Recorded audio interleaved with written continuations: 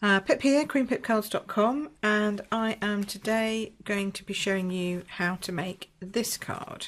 So this is the card that we're going to be making first. Crushed curry with a lovely vanilla base, painted harvest stamp set, and a small smidgen of the painted autumn designer series paper. The colours we're going to need all three of them. We're going to need crushed curry, early espresso, and garden green. And I've already mounted all my stamps. This is a two-step stamping set, so you do need to have quite a lot of blocks, or you need to just keep changing them in and out. Don't worry about the fact that mine are pink. Yours probably will be clear, like this. Until you use them on Berry Burst, and then they'll look like this. But it's fine, there does absolutely no damage to the stamp itself. It just makes them pink, just stains the photopolymer, so that's cool. So we're not going to worry about that. Okay, so let's get going. Okay, so the first thing that we're going to do is we're going to be stamping the background, because I always try and work my layers individually. So you don't want to try and rush in and do everything all at once. So I will build my card up in pieces as we're going through, and then assemble it all at the end. And this means that if you do something wrong, it doesn't matter, because you can just start again. So I'm getting and you haven't ruined the whole card if you do that. So this is my stamping pierce mat. I've cut my grid paper down, just cut it into 4, and it fits on here perfectly. And this enables me to stamp over the edge of my paper without actually leaving ink on your pierce mat, which does happen if you're not careful. Okay, so first up we're going to stamp the base layer of the card with the sunflower. I like to work from the outside in. So we're going to ink that up in crushed curry, come over here, do a little bit of make sure I got it around the right way, have a little bit showing, there we go, press that down, hold it, 1, 2, 3, 4, 5, at least 5 I like to do, there we go. And it will look a little splotchy to start off with. The base one especially does look really splotchy, but don't worry, it's supposed to look like that. It is genius when you get it on. When you get the other piece on, it looks amazing. So there we go, put that one down, pick up the next one. There we go, and this is the smaller one. So this is the inside one, and now you're trying to line up your circles. So you just want to line up the centre. See through that hole there? Can you see that? If you look straight down there, you can see that it kind of lines up with the one underneath. Not 100% because it's obviously watercolory, so it has a little bit of an edge. But see how that goes? You just line that up and then hold that, and suddenly it doesn't look like a splotch on a page. It looks like a sunflower, which is very cool. Okay, so that's your sunflower done in the centre. Then you're going to take this shape here, which is actually the middle of your flower. You need to just work out which way round it's going to sit, like that.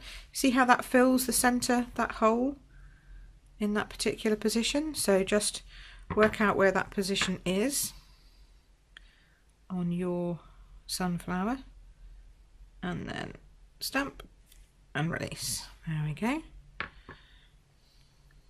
And I'm obviously doing mine at an angle because I don't want to get my head in shot, so I'm working a little behind, but there we go, that looks good. So there's now our 2 sunflowers stamped. And immediately it looks a bit more like a card, which is always a good thing.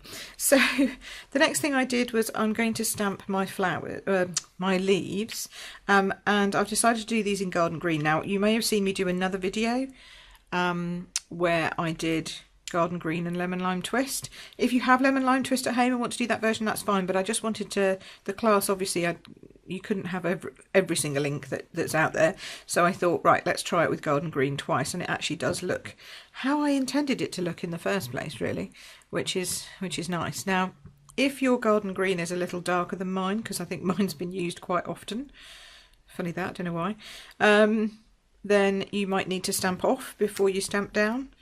But actually the way that the stamp is designed, it doesn't actually pick up a massive amount of ink. so that's good. It's got these little hatching marks on it, so it doesn't pick up a great deal. Okay, so you're going to do the first layer, and then you're going to go back in again with Garden Green again for this stamp, which is like the skeleton of the leaves. And again, I'm just going to move my head in a bit closer. Hopefully not get it in shot. There we go. And then that's that one. And you see these ones, I'm not holding these ones down quite so long. That's because they're smaller, they don't need quite so much of a ink time for the ink to come out. Okay, so there's my 2 Garden Greens and my 2 leaves. Then I'm going to start building up now the rest of my card. So you'll see that will go across there. Oops, put it the right way up, Pip. That's going to go across there, and then we're going to have 2 pieces that we're going to stamp. So I'll do the stamping first, and then we're going to have some vellum that we're going to cut. So let me just finish off my stamping, and I chose one of the sentiments out of the stamp set, which is gather together and give thanks, because I think that's a lovely sentiment, and I think, you know, we do that every time we have a card class. I believe we're getting together and giving thanks for something, whether it's just because we can do some crafting, or whether it's because we're here with friends, or, you know, just because we've made it through the week. You know, we're always thankful that we're here at card class and stuff. So I think we can always gather together and give thanks for something. Obviously, this has more meaning in the States when they gather together and give thanks for Thanksgiving, but it doesn't have to be just that. So now I've done those, I'm going to go back, and I forgot to do my little dots. So let's go back and do my little dots, which are these little dots. And these ones I did stamp off, so it wasn't too dark when it's going on the card. And I kind of just randomly popped them on different places. They are supposed to go in the middle of the flower, and it looks quite good in the middle of the flower, but on this design I decided not to. And then get rid of all that green. There we go. And then I'm going to go back in, stamp off, and do some early espresso again. Just adds a little bit more texture to the back of your card, considering this card doesn't actually have, you know, it's got no embossing, it's got nothing kind of really to give it a bit of zing, but a few extra bits of spots on the back. It's amazing how much difference it makes. Okay, so there's that, there's those 2. Oh, I don't know why I did 2. I got carried away there, because you're going to be doing 2, I'm just doing 1. But in your kit you have 2, but I just have 1 here. So and then you'll need this piece of vellum, which you'll have to do your punching. So let's do that now. So take your leaf punch. I always turn mine over just so that I can see where I'm punching, and it means I can get the punch down towards the edge of the paper. I also found that if I did my punching this way, sort of at an angle to the paper's edge, I can get more leaves out of it. So if you go diagonally along, you can probably get 3 out of that piece. Just saying. Instead of just the 2 on either side if you go straight up. It's always useful with punches just to play around with them, just to see how they go. And then I'm going to pop this one in here. I'm going to turn this over so that I can see. I think I've left enough room. Yeah, I did. So if I punch that now, you can see exactly where it's going to punch. You can see whether any of the words are going to be cut off, which they're not in this case, and you can make sure that your point is in the middle of your piece of cardstock, which is great. So that's just a little tip there for using the triple band punch. Okay, let's get my foam pad out of the way. So at the moment, I've always been in love with Fast Fuse, but at this point in time, as I record this video, there is an amazing special offer on this Fast Fuse. I think it's brilliant stuff. Most of my folks know that already, but at the moment, if you buy one of these, you get 2 refills free, and that's fabulous, because the refills are, you know, it's not a cheap glue, it's an expensive glue, some people think, but actually in terms of how much wastage or lack of wastage you have, and in terms of how simple it is and the fact it can do so many things, I think it's a very cost-effective glue. And it's currently on sale, so you get one of those, buy one of those and get 2 refills. That's £14 worth of refills free. So I think that's pretty impressive. So I wanted to just give a shout out to that.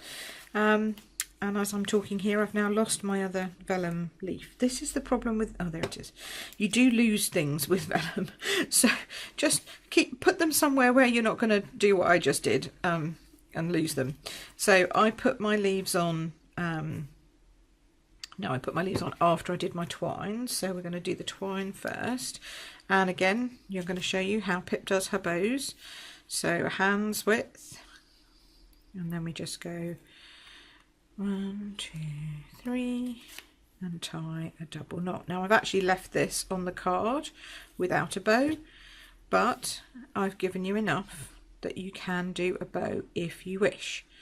So I can hear you out there going, no Pip, I want you to do my bows.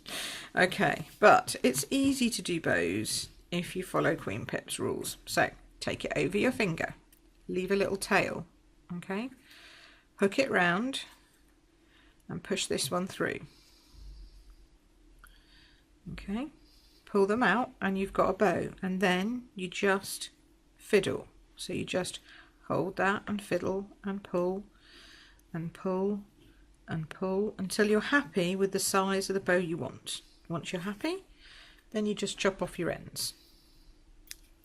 So you've got enough in your packet for bows. So I'd like to see some bows. If you share with me the cards you do, I'll be delighted if they've got bows on them. Okay, anyway, moving on. Back to my fast fuse. So a little bit of fast fuse at the base there. And then attach your 2 leaves. And you can make them stick out as much or as little as you like, really. I like them poking out a little bit, like that. And once they're on, you can give it a little bit of a tug and a twist. And then you're going to attach your banner to your card base with dimensionals. Sorry, didn't get those out of the packet beforehand. Okay, so dimensionals. I like to put one on, I always like to leave enough room on this side of the twine to put one, even if it's a mini one, because that holds the twine on and makes sure that even if they start fiddling with it when they get it through the post, it's not going to fall off. And then make sure you've got enough along the length of the banner so it doesn't sag or, you know, goes bobbly in the post or when you get it. Okay, so then I popped that on right to the very edge there on this side, sort of centrally, like that. So there we go, that's that. And then I just fold my card base, whoops,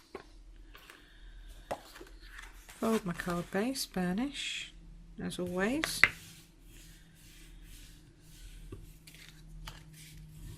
There we go.